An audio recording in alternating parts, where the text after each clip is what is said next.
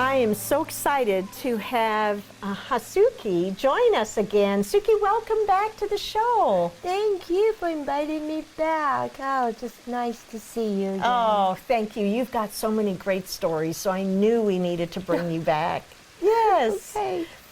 Hatsuki is a celebrated author and artist. She lives in the high desert of Southern California and enjoys her friends, her family, and her readers. She's determined to live life with a smile, and you do that so well. Well, thank you. And then, you know, it really doesn't hurt to smile. Maybe you'll cheek a little bit when you keep smiling too much, Yes. but no, it's always better. Just put your cheek up. Absolutely. It doesn't take much effort, but it makes a big difference. Yes. Yes, so very good. Suki, I remember so clearly the first time we met a few years ago. It was a networking luncheon, and I believe I was actually a speaker that day. Yes. And we had an opportunity, everyone attending, to get up and briefly introduce ourselves. And when you introduced yourself, you said you were the only female Japanese chef in the entire Antelope Valley. And immediately, I just knew you were somebody I wanted to meet and get to know. So, do you remember that luncheon? Yes, and you know, that was a big statement in a way, but I was proud because there wasn't too many female sushi chefs around. Now, there are quite a few are coming out, but I knew I was the only one in this valley when I had my restaurant. Yes, so not only were you a Japanese chef, but you also owned the restaurant, didn't you? Yes, it was a little Japanese restaurant, but I did love the time that I put it in there. Oh, wow. So give us a little backstory on that. How was it that you came to that place that you wanted to own a restaurant? Tell us a little background on that. You know, our family came to the United States back in 1980 because my parents were doing the restaurant. And I was basically kind of forced to work there in my teenager time. And from there, what I learned was pretty much nothing but how to work at the restaurant. You know, washing dishes to cooking and serving. There's one thing that I believe I have a guilty conscience on, that is when my parents needed to let the restaurant go. My father asked me if I would take over the restaurant. And I was only 25 and I was scared. Wow, I guess so. That's very young, because that's a huge responsibility. Yes, it is. Yes. So I said no. Whether if I did stop getting into that restaurant business at that time may changed or not, but when I was about 48 or so, I've been basically working at the restaurant industry, serving most of the time in all these years. I got some training of how to train people and how to upsell your sales when you're talking to the customers, and you know, some restaurant operations, you know, basic. So was this just with your parents' restaurant, or had you worked also at other restaurants? I have worked with a lot of different restaurants. Oh, okay. So I kind of seen that, and I thought, maybe I'm ready to have my own, but where? But one of the small Japanese restaurants that I worked before, they wanted to retire, so they were all willing to sell the restaurant in very reasonable price. And I thought, if I said no to this, I will never have a chance. Oh, so you knew that would be your break. Yes. If you ever wanted to do this, this would be the time. Yes. Okay, and how old were you then? I was about 48. Okay, all right. So, you know, I'm getting older, wiser maybe, but Absolutely. I more couldn't wait mature. another 10 years to try to open a restaurant. I think physically would have been harder. All the saving that I had from working at the different restaurants, all the tips that I put it on the side, I thought, you know what, let's do this. Once in my time, to become the business owner, just like my parents did. And then I actually wanted to bring back my mother's recipe that she had at her restaurant. She made the teriyaki sauce, tempura sauce, all kinds of sauce. She made it from scratch, and she also made it diabetes friendly recipes because she was diabetic. Oh, okay. So let me stop here and just ask you, you know, you said basically much of your teenage years you had to work at your parents' restaurant.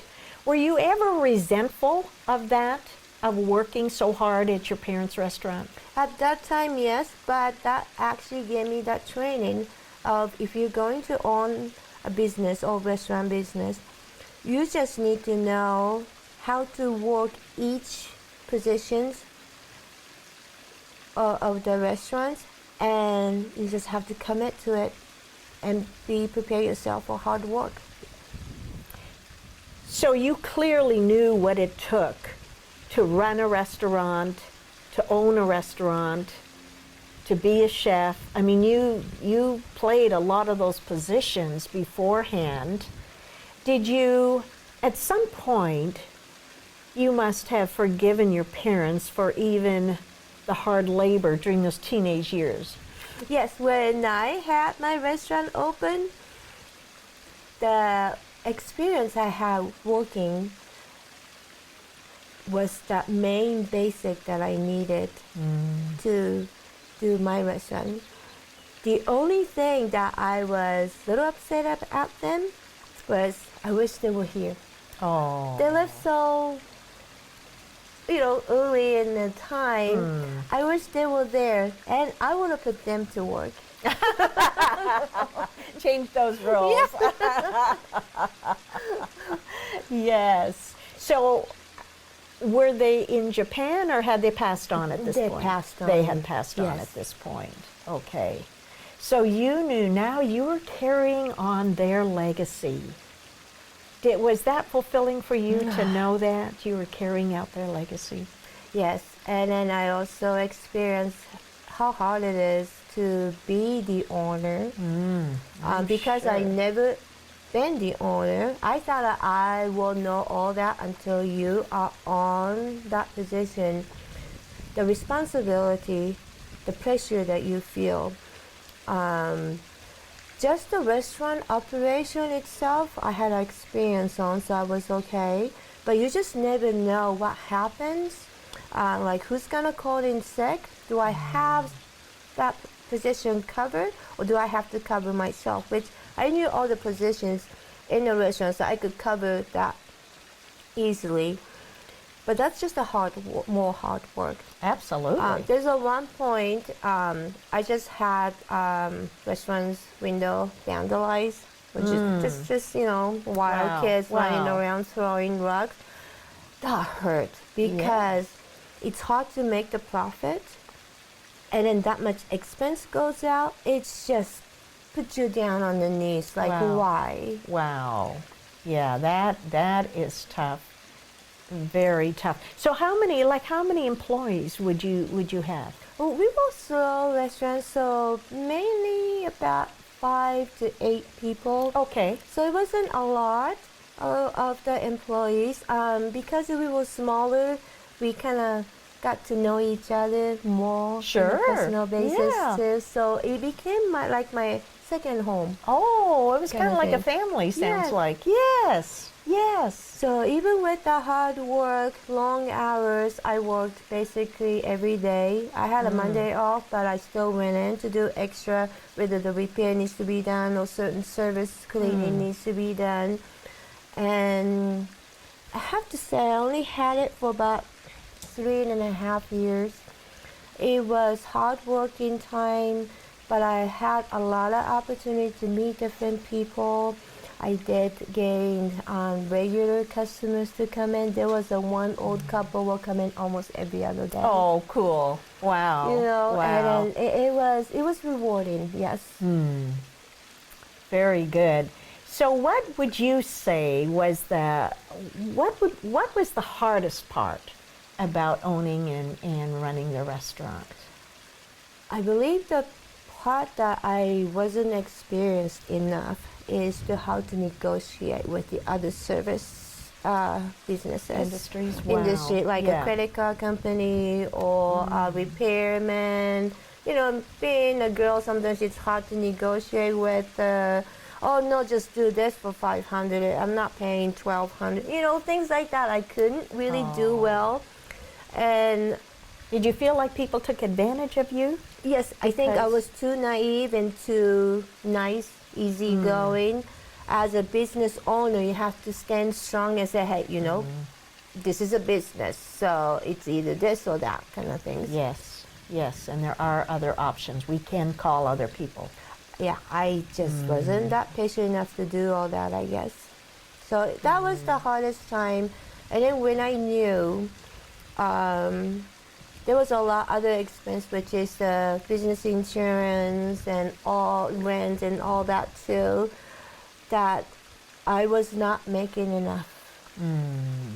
That was another hardest things that I loved my employees, I loved the regulars, I loved the food that I was making, and I know those foods made a lot of people happy too, but I was just not making enough. There wasn't enough profit. Yes. So then what happened? I had to let it go.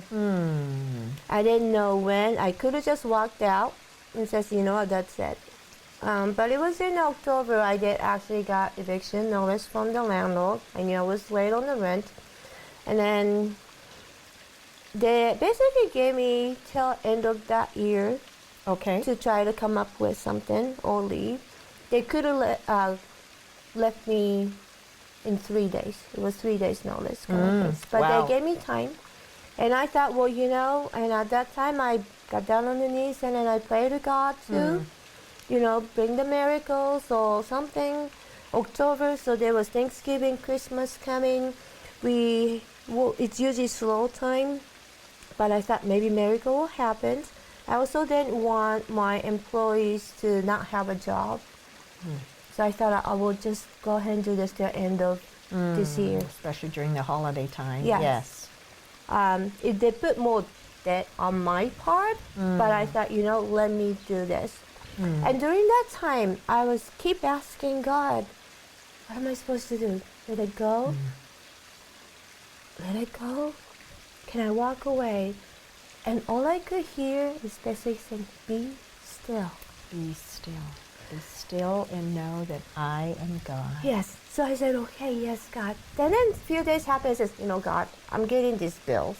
Do you still want me to be still? Yeah, it's pretty hard to be still when the pressure is coming down on you. I have to pay another rent. I have to pay employees. I have to pay electricity. Wow. But all I could say was just, here was be still. So I stayed till end of December.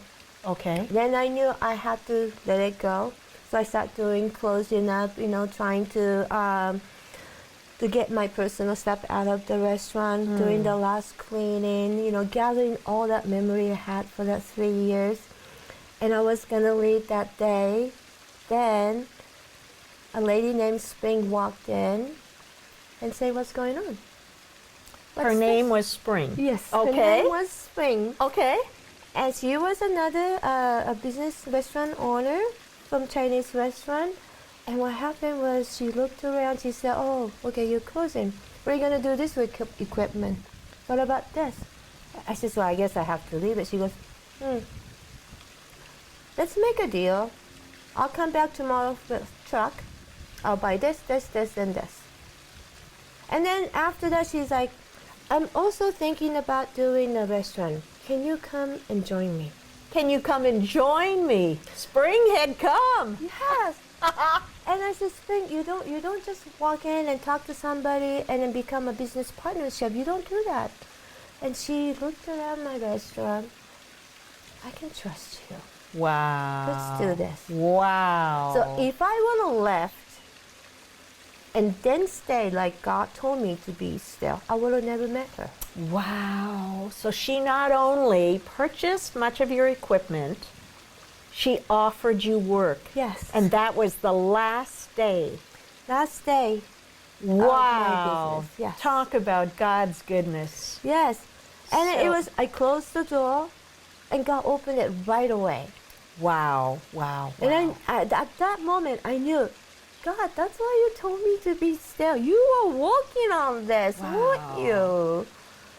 You know? God, talk about God's goodness. Wow. So as you look at that, what do you thank God for today? I thank you, God, and I trust you more than ever. Oh, yes. Do you have a word for our listeners? You know, we all go through a hard time, and we think it's the end, but don't think it's the end of the problem, and trust God, and He will open the new opportunity of door for you. Thank you. That's a wonderful word. Thank you for joining us at Wealth Through Stories. We'll see you soon.